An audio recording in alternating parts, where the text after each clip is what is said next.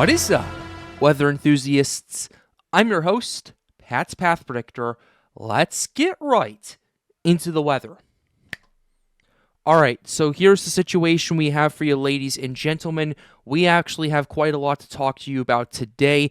We're going to talk about our area of interest that is showing more and more of an increase of development probabilities, and we're also looking at our Central American gyre setup that has more models picking up on it, and we have some more data to look over in that region as well. So we're going to be talking about that pretty extensively today as well. So with that being said, we're going to go ahead and dive right into it right here.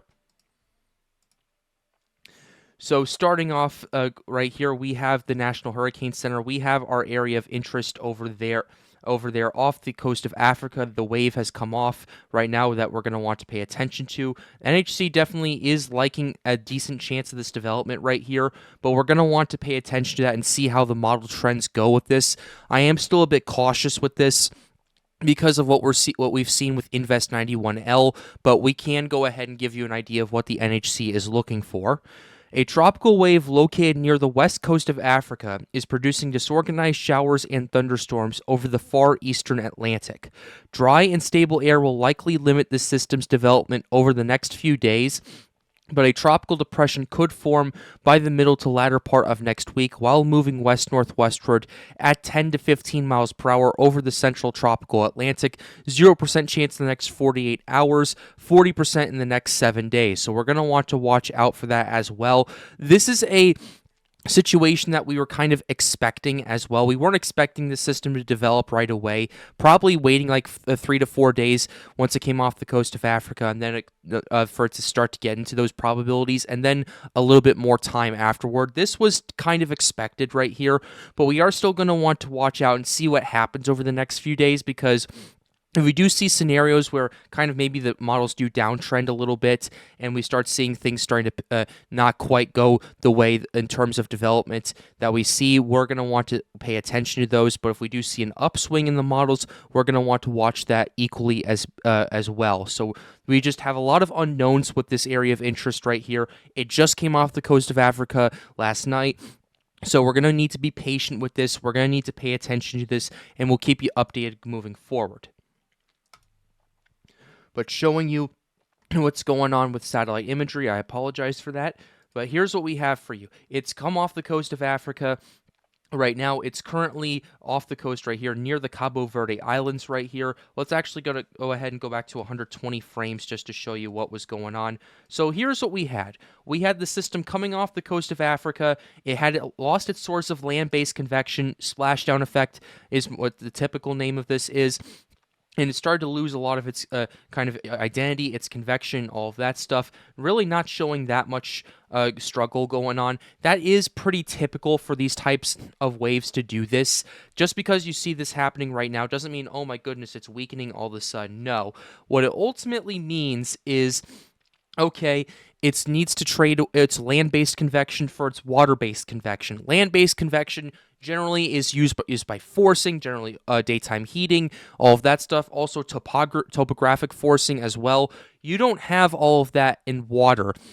And ultimately, what this needs to translate to is away from topographic and daytime heating forcing and more forcing from evaporation and warm water temperatures. So that's kind of the basic Met 103 type of meteorology we're looking at with these types of systems right here. But also you want to keep in mind as well, just looking at the organization of it as well, you do have you're looking at this, you do have some broad spin with this actually. You do have some broad spin going for this as well. I'm already starting to notice it pretty quickly actually. You do have some pretty decent spin on this that's already starting to get its act together. So you're looking at this and you're going, okay, we're looking at the vorticity, we're looking at the satellite imagery, already has pretty decent spin on this despite it being so early out coming off the coast of Africa. Definitely something to watch out for. Just because we see that now doesn't mean it's going to stay like that, but it's already off to a decent start in my opinion based on what we're seeing. But we're going to need to really pay attention to see what happens over the next few days or so, and that's a factor that we're going to have to watch out for moving on. showing you water vapor imagery as well. As you can see, yes, there is some dry air kind of to the north of this right here, but ultimately it is in a more moist environment. So I would say initially the main thing we're going to be watching is more so the stable air issues, the stability issues that we've been talking about behind the scenes in Storms United, as well as in Weather Kingdom server as well. I've been talking to David Schlotthauer about it. I've been talking to a lot of people in there about it. Yeah, we're going to need to see this battle some stability issues before the MJO starts to kick in and give it the boost it needs. So that's another thing we're going to want to watch out for. But ultimately, you do have a decent moisture pocket for about 2 to 3 days before it moves further to the west. And then from then on out, you're going to want to pay attention to it and go, okay, we're looking at this now. Is it going to generate its own convection? Is it going to generate its own moisture? Or is it going to run into some dry air and get choked out? That's the main thing that we are going to need to pay attention to, and that's kind of the main analyzer that we're looking at with this. And also looking at true color imagery as well. You can even see in true color imagery, this is starting to slowly get its act together right here in terms of its rotation. In terms of convection, absolutely not. It's going to take a little bit of time for it to do that, but its rotation definitely is off to a decent start.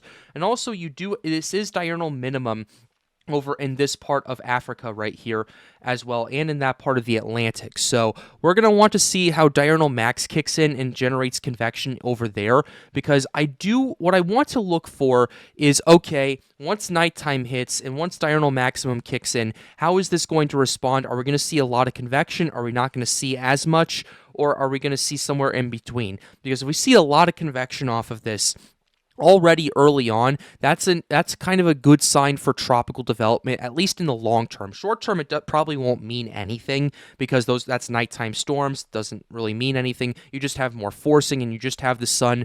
You don't have the sun kind of limiting convection potential from water-based convection. But in regards to if we see a little bit of convection where we don't see that much, I'm going, yeah, maybe this doesn't have as good of a chance as the NHC is going. Or if it's somewhere in the middle, we still have time to wait and see how this pans out. There's just so many unknowns with this tropical wave right here that we're going to want to watch out for. NHC definitely is liking it right now, but right now is right now, and things could change down the line that we're going to want to pay attention to. So shifting over, we're going to go ahead and go talk about our ensemble runs. We're going to go ahead and go to 4 days out. This would be for September 16th. Right here, I know I've gotten a couple comments asking me to talk about the dates and all that stuff. We're going to go ahead and incorporate some of that. I'm going to say it's 4 days out and then talk about the date. So let me know if you guys like that a little bit better. But ultimately, this is for September 16th. And already the European does have this starting to move into a better environment and starting to potentially organize off of that right here. And then as we go to the next day, the 17th, we'll go ahead and show you that. You're definitely seeing more of a spread with this right here. Definitely seeing some strengthening on some of these ensembles as well. And you don't see a lot of power right away. One thing I'm noticing is because the European was a bit more hesitant with this than the GFS was. The GFS was definitely picking up on it very quickly. The European was definitely a bit more hesitant, not so much on the ensembles, but more so the operational side of things.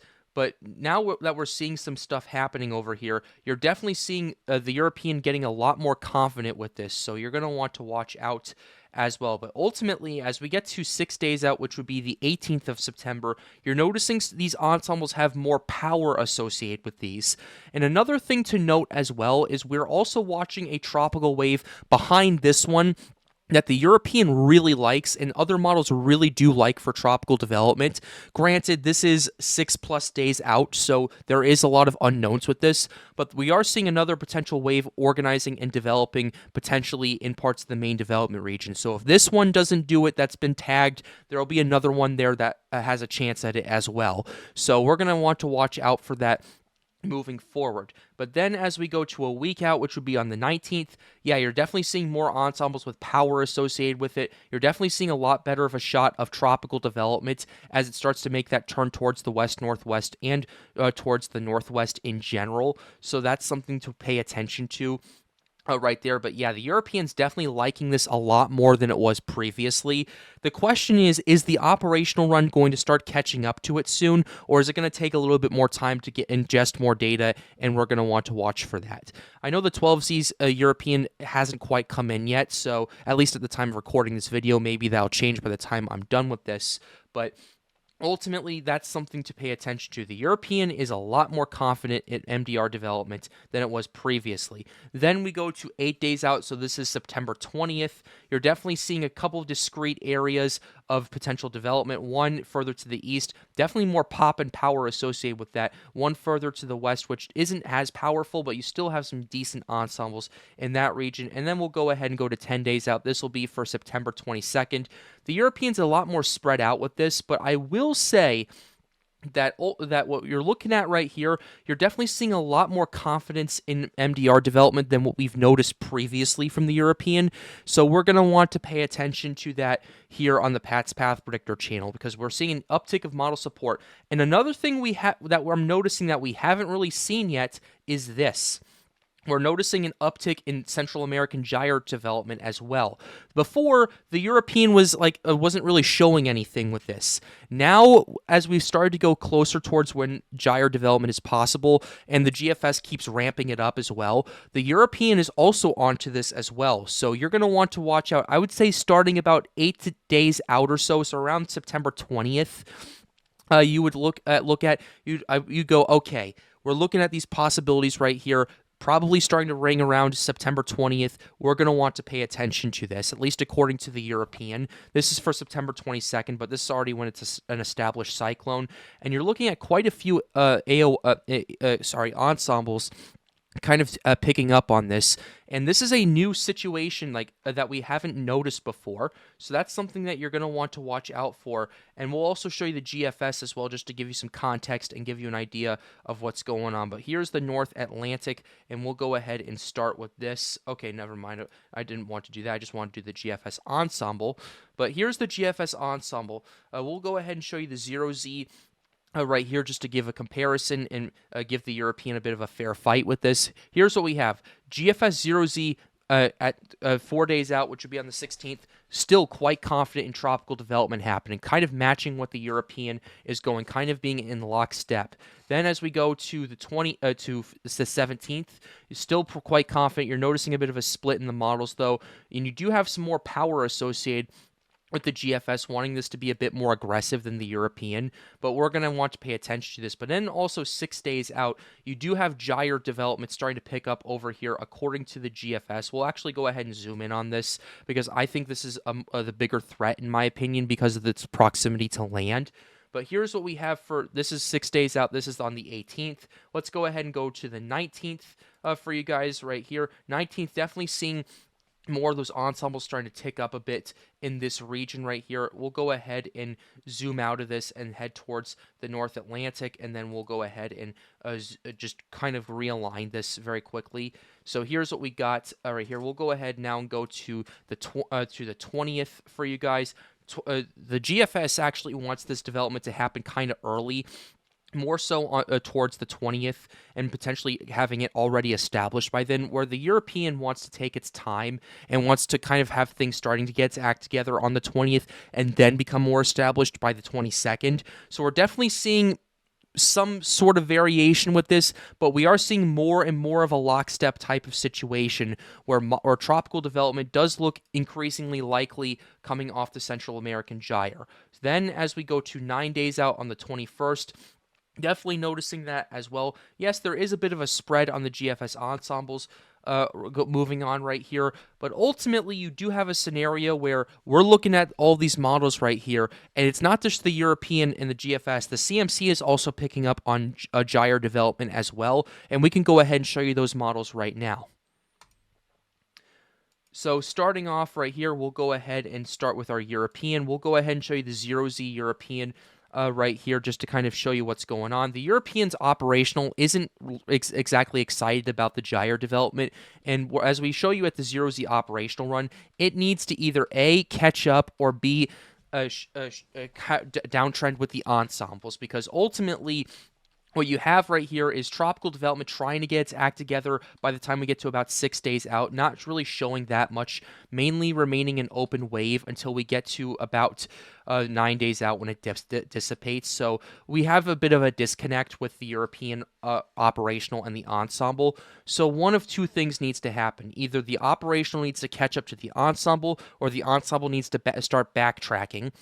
One of those two is going to ultimately happen, but given that the European ensembles are really ramping up with this system now, we're going to want to pay attention to this as well. And I think what we need to do is wait for another day or so, wait for the 12Z data to come in. I'm trying to look at it. 12Z's data is definitely not in right now. We'll need to wait for the 12Z to kind of extrapolate, and then the 0Z after that to extrapolate further and give a general idea of, okay, are we seeing a consistent trend here? Is this uptrending? Is this catching up? Or is this kind of still skeptical of tropical development?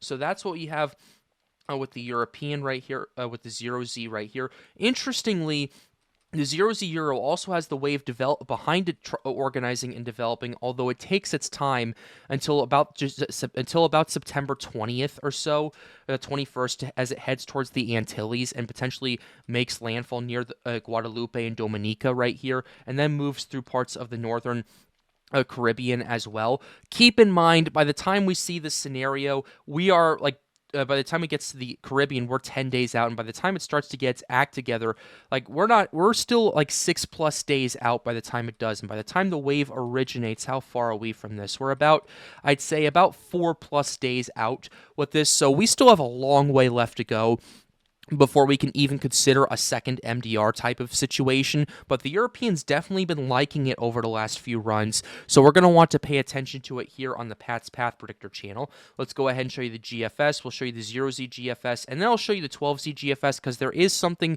I do want to show you with this real quickly, but here's the 0Z GFS. Definitely excited about tropical development happening here, and then as we get towards the Central American gyre, the GFS is also pretty excited about tropical development happening, and at least more so in the long run. You do have something starting to pop up off the Yucatan and into the Gulf region. It does start off pretty broad, which I do think is kind of interesting right here, but then it really tightens up and makes landfall as a potential hurricane near the Florida Big Bend region.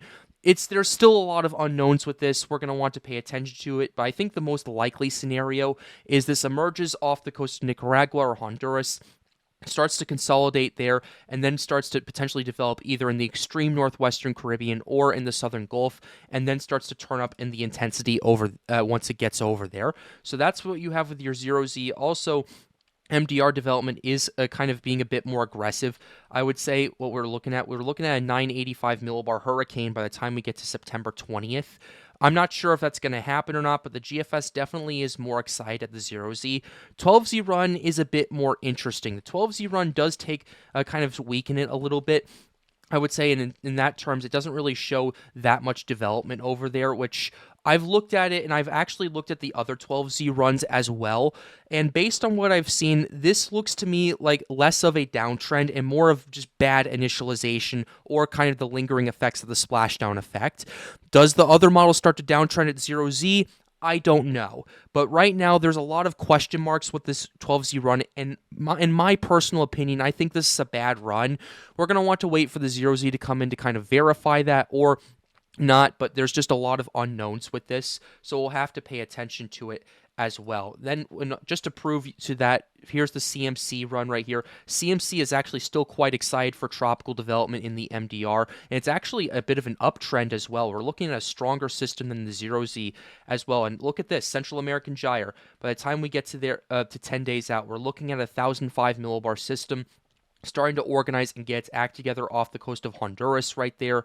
So you're definitely going to want to keep a close eye. And lastly, the icon, we're going to go ahead and quickly get through this. Here's what we have for the icon. The icon's also excited about this. They want tropical development with this too. So my main question is this a bad GFS run?